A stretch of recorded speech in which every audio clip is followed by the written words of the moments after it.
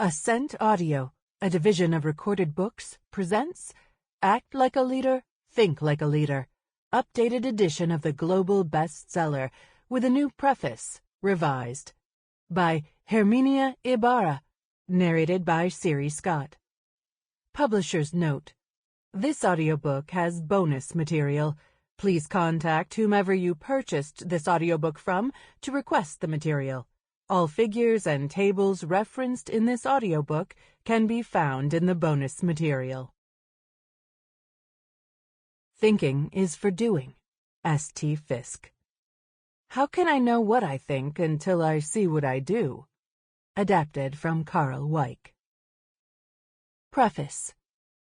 In 2014, a year before the first edition of this book was published, a soft-spoken, bespectacled 47-year-old engineer took charge as CEO of one of the world's most storied companies. What followed would make business case study history. The engineer's mandate was transformation. The organization's performance had followed a pattern that was becoming all too common across the business world. Great success with a breakout product or service, followed by years of complacency, rigidity, and political infighting that had destroyed the firm's capacity for innovation, precisely at the time when the forces for disruption, wrung by the likes of Amazon, Apple, and Google, were unleashing their fiercest challenges. The new CEO's predecessors could not have been more different from their successor.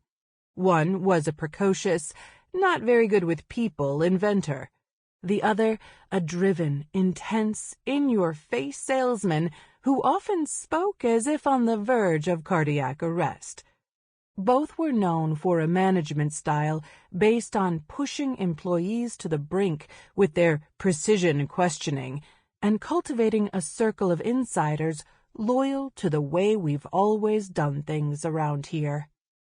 "I'll do it very differently if you select me," said Satya Nadella as he neared the final stage of a closely watched Microsoft succession contest. And indeed he did.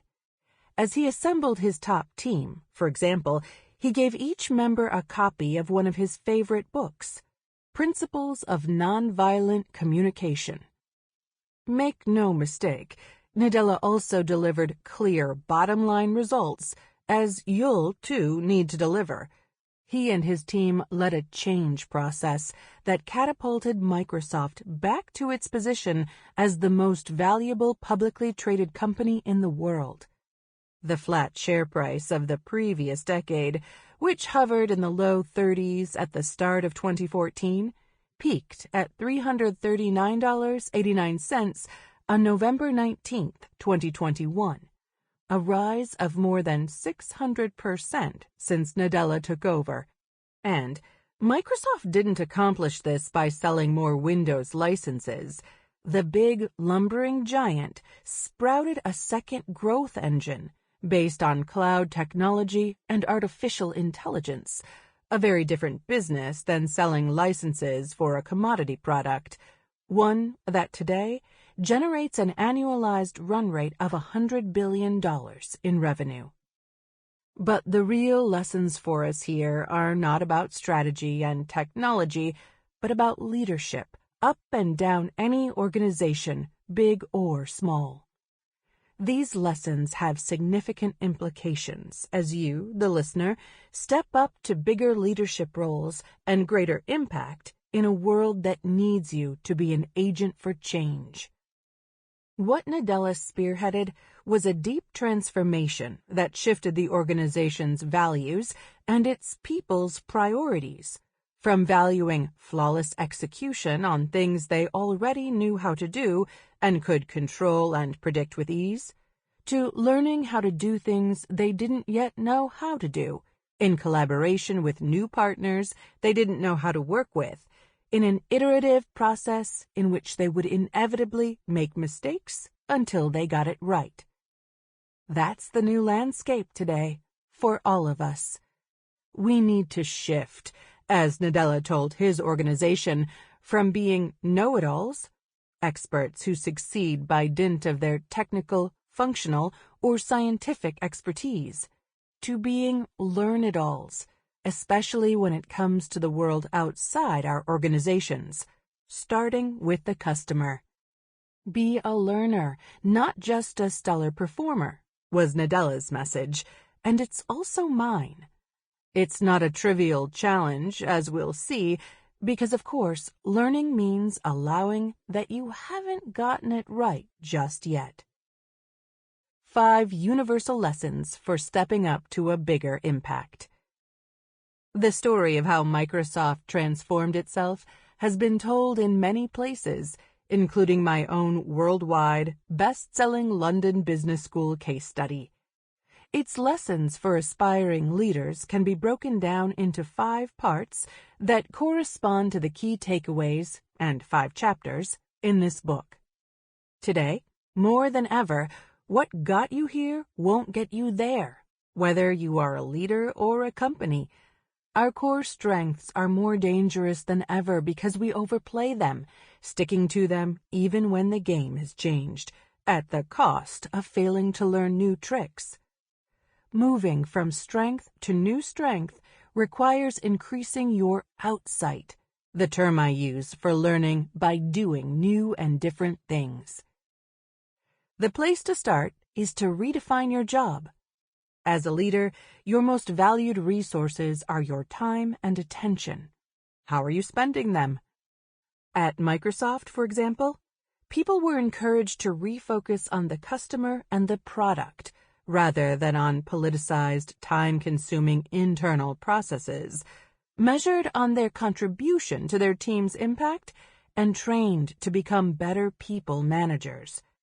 They were taught to say no to low-value adding activities that had consumed their time in the past. No matter what your day job is, working nimbly across organizational boundaries and shaping the work context and culture so that your people can contribute their best selves is today's new job description. Your network, the people you surround yourself with, and with whom you exchange information, will be vital. But it's impossible to do new and different things while interacting with the usual suspects in the same old circles. You need fresh outside on your job and on yourself, and that means making an effort to extend your network so that you are exposed to new thinking and doing. For example, Nadella shocked his team by inviting some unusual participants to the annual Top Management Strategy Offsite meeting. The young, hoodie-wearing CEOs of the tiny tech companies Microsoft acquired, people many formal layers below the top team who thought differently enough to be worth listening to. Today, how you connect with people, how you show up and relate to others, matters more than ever. We know that. But as you step up to bigger leadership roles, the need to be sensitive to our impact on others can feel like a challenge to your sense of authentic self. That's why you'll also need to be more playful with your sense of self, giving yourself permission to deviate from who you've always been for the sake of learning. Here, too, Nadella offers an example of the need to work on who you are. One of the qualities he wanted to inculcate at Microsoft was empathy, a capacity that did not come naturally to him. But reflecting on difficult experiences, including his son's cerebral palsy, taught him the value of empathy, and he worked hard to develop it, ultimately making it the cornerstone of his leadership style and customer focus. The process of changing yourself or your organization is inherently uncertain. Changes need to be made provisionally and then adjusted because you are learning as you go along. That's why it's vital to embrace a stepping-up process that is iterative and allows for learning from the inevitable setbacks and insights you'll experience along the way. The world has changed, and so must your leadership. When Act Like a Leader, Think Like a Leader came out in 2015, most leadership books still focused on leadership style, how you do what you do, how much you delegate, and how much you listen, all critically important. But few were asking what you were doing in those more or less productive or empowering ways. The digital revolution and the resulting organizational disruption changed that. How you define your job, and therefore how you spend your time, became the focus as managers and professionals the world over tackled digital transformation and its corollary, a concerted effort to better know and serve the customer. That shift made patently clear the mismatch between the activities born from most legacy organizations' needs for efficient execution, and that consume so much of our time, and those we'd have to invest in instead to meet the new innovation imperatives. The mismatch creates a little head disturbance for all of us, since, realistically, we have to deliver on both.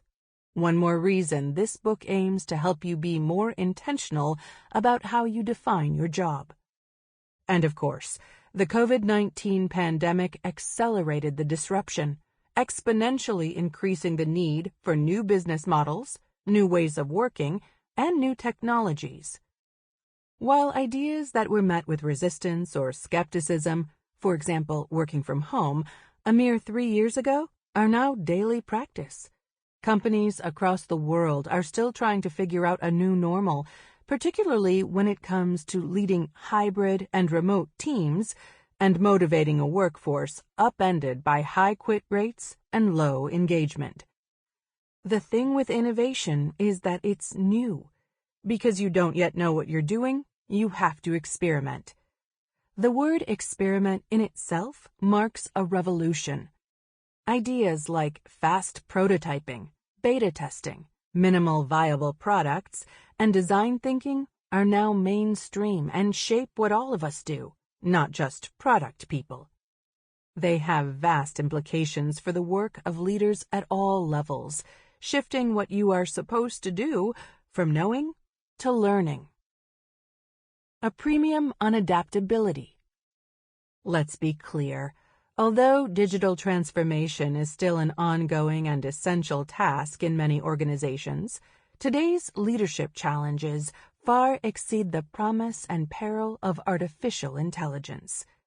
With Black Lives Matter, the Me Too movement, a global pandemic, rising urgency over the environment, geopolitical turmoil, supply chain wars, and much more, the focus has shifted to our ability to work collaboratively on what Harvard Kennedy School professor Ronald Heifetz calls adaptive challenges, complex situations with entrenched, systemic roots for which there isn't an obvious answer or clear choice.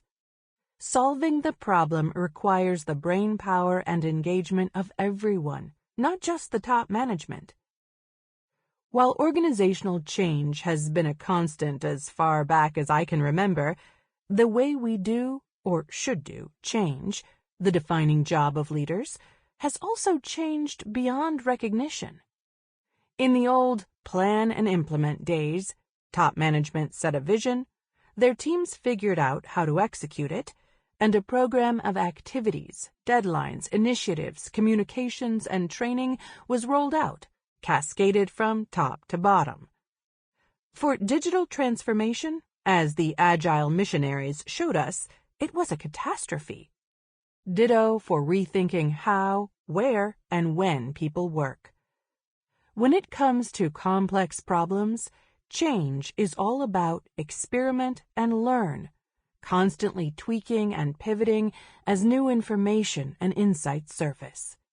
But time and again, I see aspiring leaders struggle to get comfortable with the iterative method. As one executive said to me recently, if we have to change tack, doesn't it just mean that we got it wrong at the outset?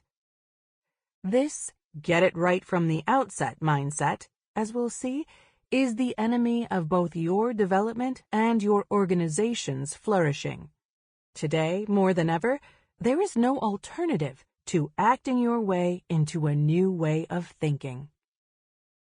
The Triumph of Soft Skills. The importance of soft skills, like listening, coaching, and empowering others, has been on the rise for some time, as organizations try to create more inclusive and productive work environments, a trend that has only accelerated in the post-pandemic period. If the COVID-19 pandemic taught us anything, it is the importance of knowing what matters most in our own lives, as well as those of our people, so that we are better equipped to provide the sense of purpose, meaning, and career opportunities that our employees have come to expect and that is so often lacking in organizational life. As new ways of working transform everything we do, qualities like empathy, kindness, and resilience will help us see and deal more effectively with the complex business problems coming our way. Faced with today's adaptive challenges, leaders should resist the urge to provide leadership mostly in the form of answers, and instead empower people throughout the organization to tackle the challenges together. That doesn't mean you won't be expected to deliver results, but you will have to supplement your industry, functional, or technical expertise with the so-called soft leadership skills that increase your own and your people's capacity for learning. You are not alone if you find yourself asking questions like, how do I motivate people when my team is fluid and the workplace is digital? How can I coach juniors to achieve their potential instead of spending all my time filling out historical evaluation forms? How do I make time for dealing with the stakeholders outside my work unit? How do I lead more inclusively? How do I retain talented people who have attractive options elsewhere and are fed up with bureaucracy? Working to master this new, softer skill set will help you find the answers and, in the process, transform how you approach your job, your network, and your own self-definition. My ongoing education. The thinking behind act like a leader, think like a leader has been powerfully validated and extended by my work over the years since it was published.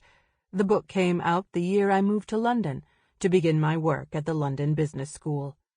At LBS, I took over our Essentials of Leadership Executive program, which I have since handed over to my colleague Ina Anesi, created a new core leadership course for our Sloan Fellows, mid-career students who take a year off to get a master's, launched our first ever Women in Leadership program, and more recently joined the faculty group delivering our Senior Executive program, geared toward our most experienced leaders.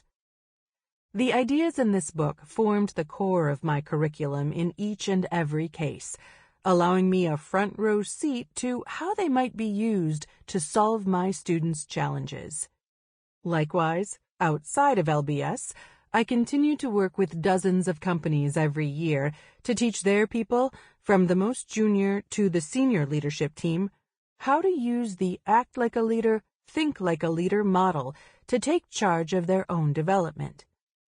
Most of my audiences are midway through their careers, on the verge of attaining senior executive roles, and thus they are in the throes of the what got you here won't get you there conundrum.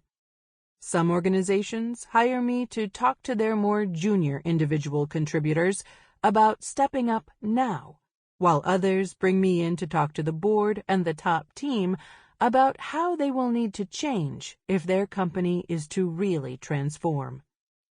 All that has sparked new, forthcoming research.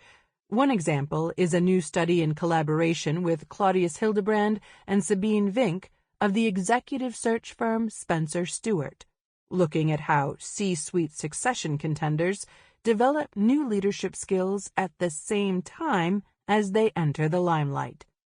We show that for anyone who's been successful by simply delivering results, the adaptation process is arduous. Making a leap from a lifetime of expert contributions and hands-on control to the more subtle processes of thinking systemically, working through networks, and leading more authentically is not a one-shot deal, and it does not happen overnight. As I write this preface, the book has been translated into 14 foreign languages, ranging from Arabic to Vietnamese. The Chinese translation alone has sold over 250,000 copies. We are just coming out of the global pandemic and its aftermath, which we have not even begun to understand. When I talk about act like a leader, think like a leader these days, the questions on everyone's lips are about hybrid work. For example, how do I lead when so much of my team is remote? Or, how do I show empathy on a screen? More than ever, as I suspect will also be true in the future, it behooves you to increase your outsight. Redefine your job. Extend your network. Get more playful with yourself. You'll figure it out. Chapter 1. The Outsight Principle. How to Act and Think Like a Leader. I'm like the fire patrol, says Jacob, a 35-year-old production manager for a mid-sized European food manufacturer. I run from one corner to the other to fix things, just to keep producing. To step up to a bigger leadership role in his organization, Jacob knows he needs to get out from under all the operational details that are keeping him from thinking about important strategic issues his unit faces. He should be focused on issues such as how to best continue to expand the business, how to increase cross-enterprise collaboration, and how to anticipate the fast-changing market. His solution? He tries to set aside 2 hours of uninterrupted thinking time every day. As you might expect, this tactic isn't working. Perhaps you, like Jacob, are feeling the frustration of having too much on your plate and not enough time to reflect on how your business is changing and how to become a better leader. It's all too easy to fall hostage to the urgent over the important, but you face an even bigger challenge in stepping up to play a leadership role. You can only learn what you need to know about your job and about yourself by doing it, not by just thinking about it. Why the conventional wisdom won't get you very far. Most traditional leadership training or coaching aims to change the way you think, asking you to reflect on who you are and who you'd like to become.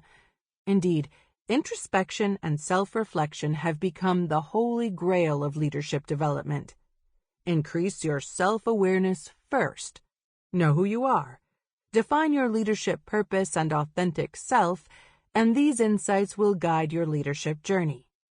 There is an entire leadership cottage industry based on this idea, with thousands of books, programs, and courses designed to help you find your leadership style, be an authentic leader, and play from your leadership strengths while working on your weaknesses. If you've tried these sorts of methods, then you know just how limited they are. They can greatly help you identify your current strengths and leadership style, but as we'll see, your current way of thinking about your job and yourself is exactly what's keeping you from stepping up.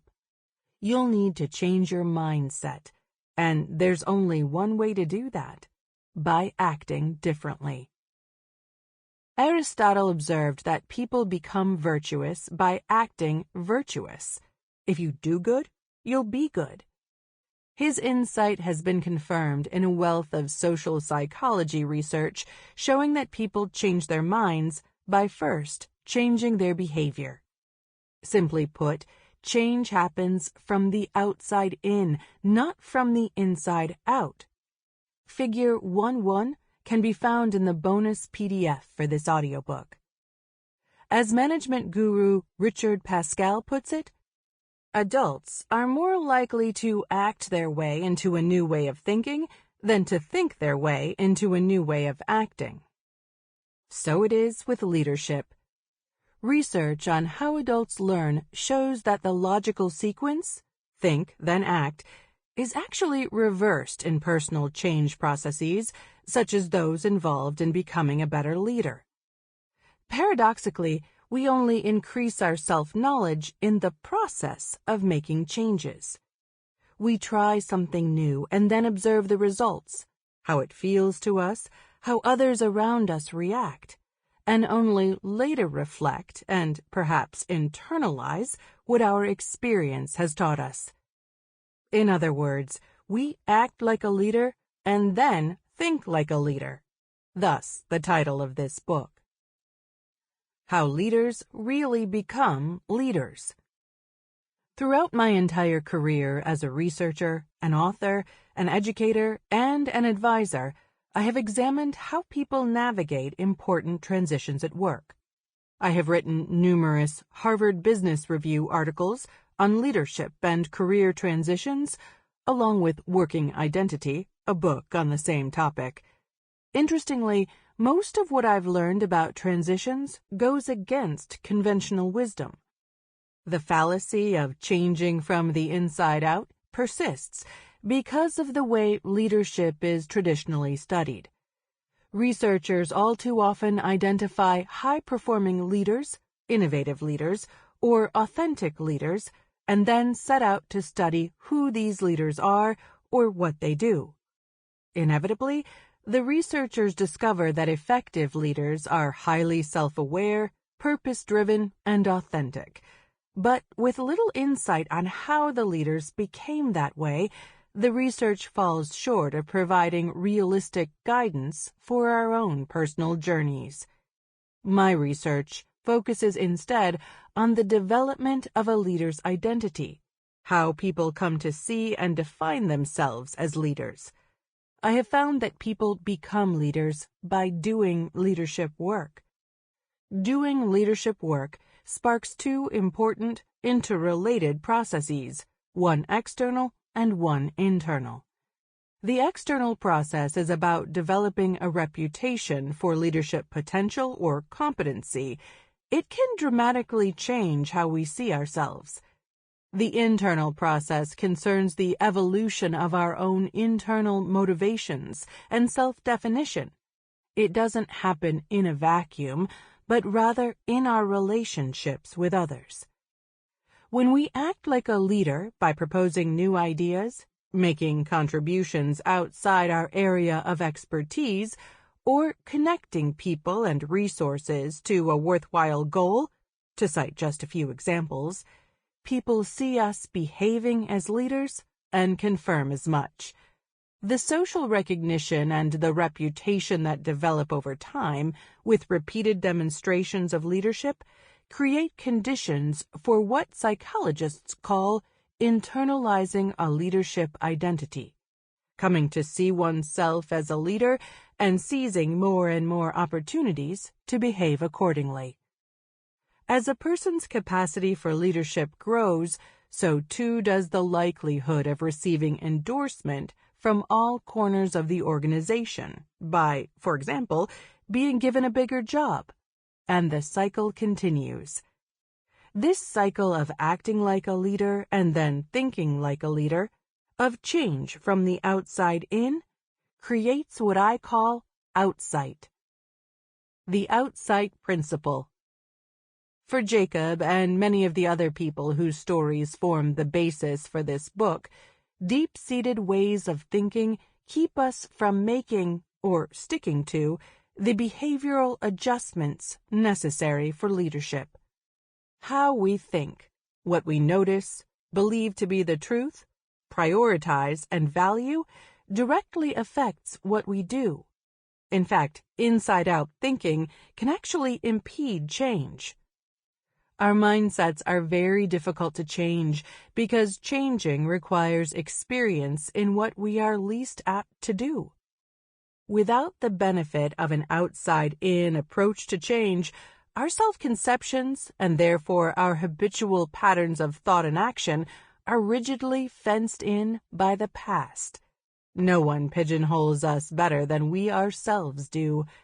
The paradox of change is that the only way to alter the way we think is by doing the very things our habitual thinking keeps us from doing. This outsight principle is the core idea of this book. Sample complete. Ready to continue?